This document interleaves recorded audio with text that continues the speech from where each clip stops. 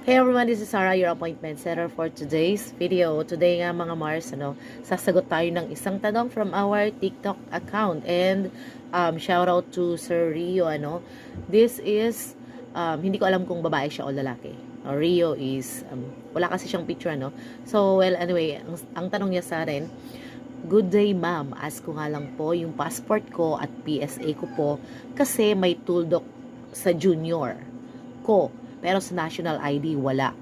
Saan pwede palagyan ng tuldok at gaano po ito katagal?" Hi Sir Rio, ang sagot po dyan, pupunta po kayo sa PhilSys kung ang ID po ninyo ang walang tuldok, pumunta po kayo sa PhilSys office. Doon po ninyo ipaayos yung ID po ninyo. Yan.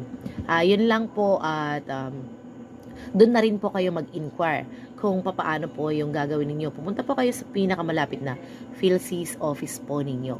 I hope na sana makatulong ang video nito and I hope to see you on my next video. Bye!